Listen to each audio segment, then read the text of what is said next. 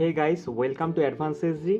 আজকে আমরা HSC ICT চ্যাপ্টারগুলোর সকল ইম্পর্টেন্ট টপিকগুলো দেখব, যে টপিকগুলো জানা থাকলে সহজে যে কোনো সৃজনশীলের উত্তর করা যাবে। আমি বলে রাখি, আমি 2025 সালে এইচএসসি পরীক্ষা দেই এবং আইসিটিতে 92 মার্ক পেয়েছি। তো অবশ্যই আমি এটা বলতে পারি যে এই টপিকগুলোর বাইরে আর কোনো কিছু পড়া লাগবে না। তো শুরু করা যাক আজকের এই ভিডিওটা। তো প্রথমত আমি প্রথম অধ্যায়টাকে নিয়েছি, তথ্য ও যোগাযোগ প্রযুক্তি প্রথম অধ্যায়ের নাম। তো এই অধ্যায় থেকে গুরুত্বপূর্ণ যে টপিকগুলো রয়েছে এবং যেখান থেকে প্রতি বছর বোর্ড পরীক্ষায় কোশ্চেন এসেছে সেই টপিকগুলো এখানে রাখা হয়েছে। তো প্রথম যে কোশ্চেনটা প্রথম যে টপিকটা সেটা হলো ভার্চুয়াল রিয়ালিটি। প্রথম টপিকটা হলো ভার্চুয়াল রিয়ালিটি এবং ভার্চুয়াল রিয়ালিটি আমাদের জীবনে কী কী কাজে ব্যবহৃত হচ্ছে এবং কোথায় কোথায় সেটা কাজে লাগছে সে সম্পর্কিত কিন্তু সকল তথ্য পড়ে রাখলে যে কোনো সৃজনশীলের উত্তর দেওয়া যাবে যদি সেটা ভার্চুয়াল রিয়ালিটি সম্পর্কিত হয়।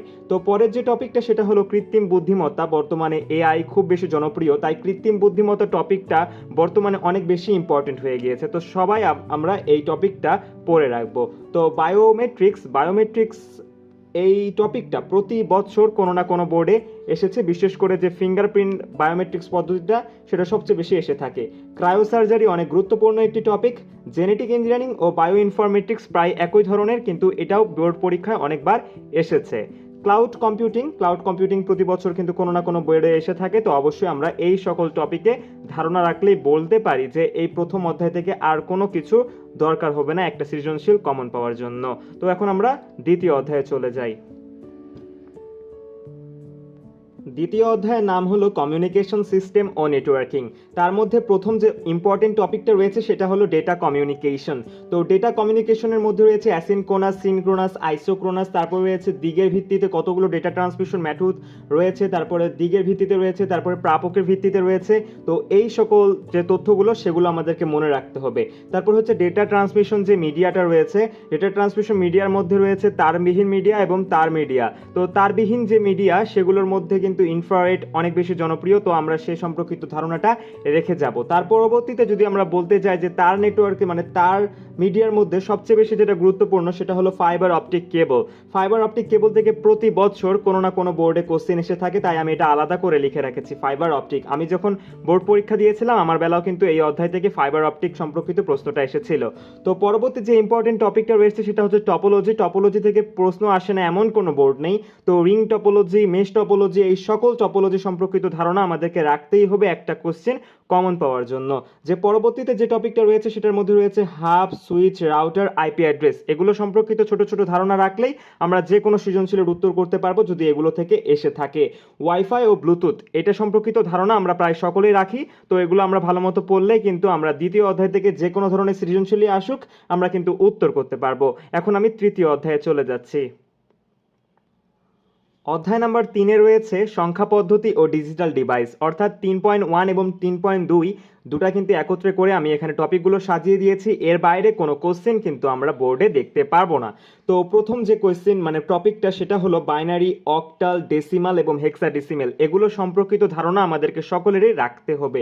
এবং সংখ্যা রূপান্তর, অর্থাৎ বাইনারি থেকে অক্টাল, বাইনারি থেকে ডেসিমেল, বাইনারি থেকে হেক্সাডেসিমেল, আবার হেক্সাডেসিমেল থেকে বাইনারি, হেক্সাডেসিমেল থেকে অক্টাল, আবার অক্টাল থেকে ডেসিমেল। এগুলো রূপান্তর যে পদ্ধতিটা এটা আমাদেরকে অবশ্যই শিখে রাখতে হবে, কারণ এই অধ্যায় করতে গেলে 3.1 থেকে আমাদের অবশ্যই একটা কোশ্চেন এখান থেকে এসেই থাকে। তারপরে যে টপিকটা না বললেই নয় সেটা হলো টুস কমপ্লিমেন্ট। বোর্ড পরীক্ষা শুরু হওয়ার পর থেকে এইচএসসি পরীক্ষা যতবার হয়েছে ততবারই কিন্তু এই টুস কমপ্লিমেন্টে এসেছে। 3.1-এর এটা একটা ইম্পর্টেন্ট টপিক, সেটা হলো টুস কমপ্লিমেন্ট। আমি যখন বোর্ড পরীক্ষা দিই আমার বেলাও কিন্তু টুস কমপ্লিমেন্ট এসেছে এবং আপনাদের বেলাও এই টুস কমপ্লিমেন্টটা আসবে। তো পরবর্তী যে টপিকটা সেটা হলো ন্যান্ড গেট ও নর গেট। ওই ন্যান্ড ও নর থেকে কিন্তু প্রতি বছরই কোনো না কোনো বোর্ডে কোশ্চেন এসে থাকে। তারপরে যে টপিকটা আছে সেটা হলো half adder, full adder, encoder আর ডিকোডার।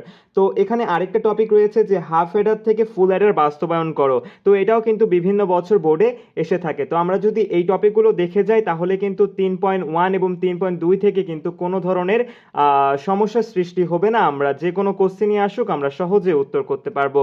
এখন আমি 4 নম্বর অধ্যায়ে চলে যাচ্ছি। 4 নাম্বার যে অধ্যায়টা রয়েছে তার নাম হলো ওয়েব ডিজাইন পরিচিতি ও এইচটিএমএল। এখানে আমরা শিখব এইচটিএমএল স্ট্রাকচার, ট্যাগ ও অ্যাট্রিবিউট, কোনটা করলে বোল্ড হয়, কোনটা করলে সাইজ বড় হয়, সাইজ ছোট হয় কোনটা দিয়ে, ডিলিট হয় কোনটা দিয়ে, এগুলো সকল ট্যাগ আমরা যদি মনে রাখতে পারি তাহলে অবশ্যই আমরা একটা সৃজনশীল কমন পাবো।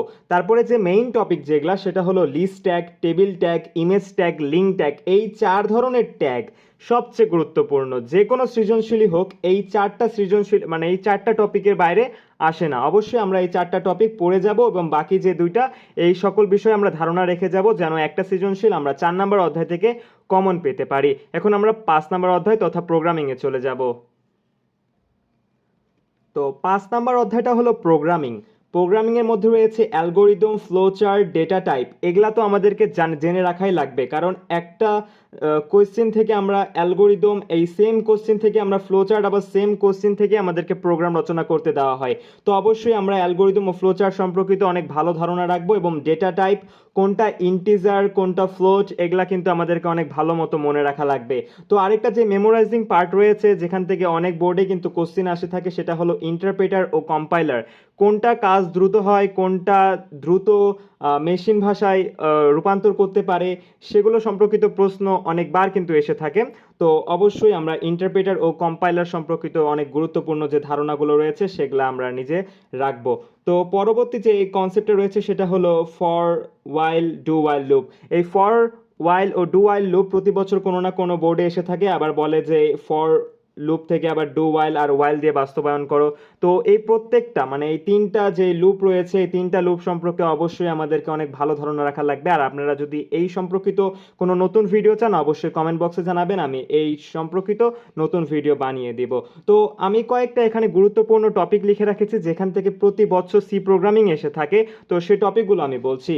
3টি সংখ্যার মধ্যে বৃহত্তর ও ক্ষুদ্রতর সংখ্যা কোনটি? এটি প্রতি বছর কোনো না কোনো বোর্ডে প্রোগ্রামিংয়ে এসে থাকে। তো পরবর্তী যে কোশ্চেনটা থাকে সেটা হলো কোনো সংখ্যা জোড় নাকি বিজোড়, এটার জন্য একটি প্রোগ্রাম রচনা করো। তারপরেরটা হচ্ছে অধিবর্ষ, কোনো একটা বছর অধিবর্ষ বা লিপ ইয়ার কিনা সেটা নির্ণয় করার জন্য একটি ফ্লোচার্ট, অ্যালগোরিদম বা সি প্রোগ্রামিং। তারপরে হচ্ছে ফারেনহাইট ও সেলসিয়াস, এটা রিলেটেড হচ্ছে সি প্রোগ্রামিং, প্রতি বছর কোনো না কোনো বোর্ডে এসে থাকে। তারপরে গড়, লসাগু ও গসাগু, আমি যখন পরীক্ষা দিয়েছিলাম বোর্ড এক্সাম তখন কিন্তু লসাগু ও গসাগু এটা এসেছিল এবং এই যে ফর লুপ এটা এসেছিল এবং ফর থেকে ওয়াইল ও ডু ওয়াইল এটা দিয়ে বাস্তবায়ন করতে বলা হয়েছিল। তো আমি যেগুলা দিচ্ছি এগুলা কিন্তু প্রতি বছর এসে থাকে এবং আপনাদের বেলাও আসবে। এবং ফর লুপ সম্পর্কিত যদি ভিডিও আপনারা চান অবশ্যই আমাকে জানাবেন, আমি কিন্তু একটা ভালো একটা ফরম্যাট আপনাদেরকে শিখাই দিব যেটার মাধ্যমে আপনারা এখানে যে কোনো কোশ্চেনই আসুক আপনারা সেটা ফর, ওয়াইল ও ডু ওয়াইল দিয়ে বাস্তবায়ন করতে পারবেন। এখন আমরা 6 নম্বর অধ্যায়ে চলে যাব। 6 নাম্বার যে অধ্যায়টা তার নাম হলো ডেটাবেজ ম্যানেজমেন্ট সিস্টেম। তো ডেটাবেজ ম্যানেজমেন্ট সিস্টেমটা একটা গুরুত্বপূর্ণ অধ্যায়, এখান থেকে প্রতি বছর একটা সৃজনশীল এসেই থাকে। তার মধ্যে আমাদের ডেটাবেজ সম্পর্কিত ধারণা থাকা লাগবে, টেবিল, ফিল্ড এবং রেকর্ড সম্পর্কিত ধারণা থাকা লাগবে এবং প্রাইমারি কি থেকে তো প্রতি বছর কোনো না কোনো কোয়েশ্চেন এসে থাকে। তো অবশ্যই প্রাইমারি কি, ফরেন কি এগুলো সম্পর্কে ধারণা থাকা রাখবে এবং এসকিউএল ল্যাঙ্গুয়েজ ছাড়া আমরা তো কোনো কাজই করতে পারবো না। ডেটাবেজ ম্যানেজমেন্ট সিস্টেম থেকে যে কোনো কোশ্চেনই আসুক আমরা খুব করে প্রয়োজন হবে আমাদের এই এসকিউএল ল্যাঙ্গুয়েজটা। তো এসকিউএল ল্যাঙ্গুয়েজের মধ্যে যে 2টা ল্যাঙ্গুয়েজ খুব বেশি জনপ্রিয় তার মধ্যে রয়েছে ডিডিএল এবং ডিএমএল। এই ডিডিএল এবং ডিএমএল এর মধ্যেও কিন্তু আরও কয়েকটা ভাগ রয়েছে যেটার মাধ্যমে কিন্তু আমরা এই ডেটাবেজ ম্যানেজমেন্ট সিস্টেমটা তৈরি করতে পারি। আচ্ছা, পরবর্তীতে যে বিষয়টা রয়েছে সেটা হলো রিলেশনাল ডেটাবেজ। তো রিলেশনাল ডেটাবেজ তো কোনো একটা টেবিলের সাথে অন্য একটা টেবিলের কী করে রিলেশন তৈরি করা যাবে সেটা কিন্তু খুবই একটা গুরুত্বপূর্ণ প্রশ্ন এবং প্রতি বছর কিন্তু এই যে রিলেশনাল ডেটাবেজ এটা থেকে প্রশ্ন এসে থাকে। তো পরবর্তী যে টপিকটা রয়েছে সেটার নাম হলো ডেটা টাইপ। এই ডেটা টাইপ তো আমাদেরকে একটি টেবিল দেওয়া হয়ে থাকে কোশ্চেনে এবং বলা হয় যে এখানে কোন কোন ডেটা টাইপ রয়েছে ব্যাখ্যা করো। তো এই ডেটা টাইপ সম্পর্কিত প্রশ্ন প্রতি বছর কোনো না কোনো বোর্ডে এসে থাকে। তো আমরা বলতে পারি যে 6 নম্বর অধ্যায়ে যদি এই টপিকগুলো জানা থাকে তাহলে কিন্তু 6 নম্বর অধ্যায় থেকে যে কোনো সৃজনশীল প্রশ্নই আসুক না কেন খুব সহজে উত্তর করা যাবে। আশা করি আজকের ভিডিওতে ভালো লেগেছে।